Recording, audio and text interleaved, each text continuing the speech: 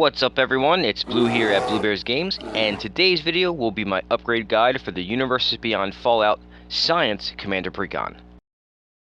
Before we get started, I'd like to take a moment to ask for your help in supporting my channel, which can be done in the following ways. Subscribing to the channel, sharing any of my content on your socials, watching some of my many other videos, purchasing super thanks, purchasing channel memberships, purchasing decks that you may have seen on this channel directly from me on the Blue Bears Games Facebook page, and/or visiting our sponsor at arcane-fortress.com and using discount code BLUEBEAR at checkout if you decide to purchase any of their amazing gaming supplies from them. Anything that you do will help support my channel immensely, and I thank you for it. Now that that is out of the way, let's get to today's video. For this guide, I'll start by showing you the cards that I would recommend removing first, and then I'll show you the cards that I would add back in that I believe will help make the deck either more fun to play a little better, or best case scenario, both. In an attempt to not just go with yet another artifact-themed deck, for this guide, I decided to focus on the energy mechanic. There will be some recommendations that also help out the artifact theme, of course, but for the most part, the energy theme will be where I will try and hone in on the most, since Dr. Madison Lee's abilities rely on energy counters solely. The main goal of the changes will be to make energy a little more viable and fun. I believe what I'm about to show you does just that nicely, so let me show you the changes I would make, starting with what I would take out first. I would remove Temple of Enlightenment, Temple of Epiphany, Steel Overseer, James Wandering Dad, Loyal Apprentice, Sentry Bot, the Pridewind Steel Flagship, Red Death Shipwrecked, Vault 13 Dweller's Journey, Vault 112 Sadistic Simulation, and Brotherhood Vertibird. That's 11 cards in total that I recommend removing. You know my disdain for the temples by now if you've watched any of my other upgrade guides, and coincidentally, there were too many lands in the deck by 2 in my opinion, so out they come. As for the other removals, there's not much to say other than they are just subpar compared to the recommendations I'm about to make, so you won't miss them, I promise. So what cards do I believe would be better? Let me show you. As is typically the case with Wizards premium products, the lands and ramp they included in the box weren't bad, so I didn't change anything for those, so I'll skip to the creatures. There were 4 in total that I felt would be good upgrades, especially since I try and keep these suggestions in the budget-friendly range. The first creature is Guide of Souls. This being the first card that I show you means that the first ability of this card doesn't make much sense since the deck is light on creatures, but trust me, after I've shown you everything, it will make a lot of sense. The second ability, on the other hand, is an outlet for extra energy that helps with a combat-based win, so I'm sure that part makes sense. The second creature is Reckless Fireweaver. If you look at the numbers, most of the spells that you'll be casting will be artifacts. Plus, there will be other ways to have artifacts enter, so this will provide an alternative way to whittle down opponents' health if other methods like combat won't work. The third creature is Psi Master Thopterist. Again, most of the spells that you'll be casting will be artifacts, so why not get some extra flying artifact creatures for basically free in the process? That first ability also synergizes well with the Fireweaver, and the extra card draw is a nice added little bonus. And finally, the fourth creature is Whirler Virtuoso. The Virtuoso is an outlet for extra energy counters that also synergizes well with the Fireweaver.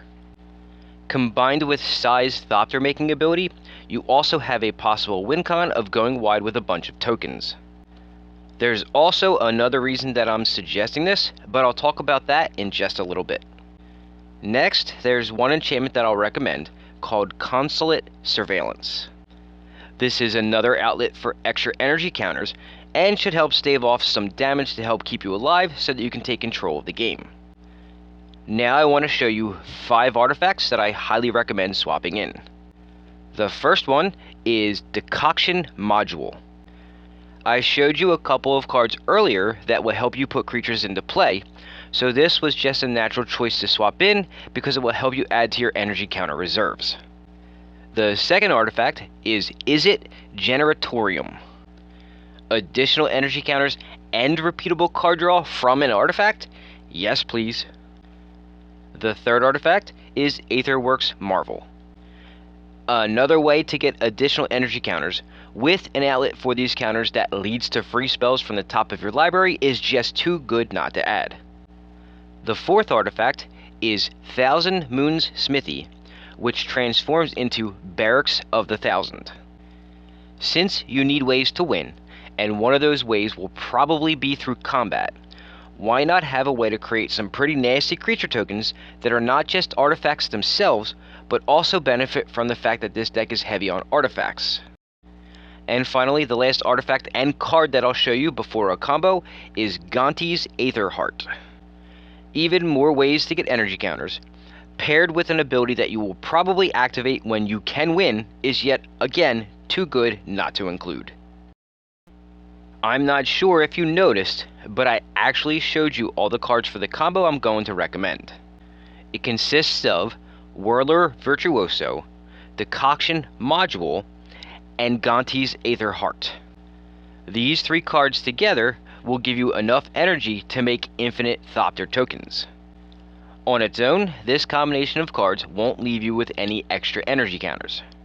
However, if you also have in play any of the cards I recommended earlier that give you additional energy counters for doing various things, then it will give you infinite energy counters as well. Additionally, this combo won't win you the game right then and there unless you also add the last card that I'll recommend for this guide, Impact Tremors. Adding this to the mix will now also cause infinite damage to each opponent, which will win you the game on the spot. If you don't see how all this works, don't worry. Simply click on the link that just popped up at the top of your screen, and it will take you to a well-written explanation of how. I'll bet you thought I was going to recommend a combo that used Nuka-Cola Vending Machine, didn't you? While it's one of my favorite cards to come out in the last couple of years, I didn't think it made sense for this build to use a combo that revolved around it. I've done plenty of other guides that used it that were more fitting, so if you want to see a combo that does include the vending machine, you can watch some of my other videos where the theme is more token based in the last year, and that video may just have a Nuka-Cola Vending Machine infinite combo or two. So there you have it, folks, my upgrade guide for the Universes Beyond Fallout Science Commander Precon. While everything that I just showed you won't make this Precon a top tier deck, it should help make it more fun and just generally better overall. Everything that I just showed you came to just under $11 in total, which may be the lowest cost for an upgrade guide that I've done to date. A lot of that probably has to do with the fact that energy-based themes aren't very popular, but either way, I'll take it. If you want to spend some money to improve this deck because you just really like it, then you're going to have to switch directions and focus on the artifact theme, but honestly, I don't think it's worth it. In my opinion, the point of this deck is more to have fun with than it is to be competitive. That's not a knock on it, it's just a reality of the situation. So, what do you think? I'd love to hear what you think of the changes that I just recommended in the comments section. Well, folks, that's all I've got for you this week. Thanks for watching, and if you're looking for more Magic content to watch, please browse my playlist, as I'm sure you'll find more of my videos that you'll enjoy. Before you go, please smash that like button and subscribe to the channel if you haven't yet, so you can be notified when I release new content, which is typically every Friday. Enjoy the rest of your day, and I will see you all next week.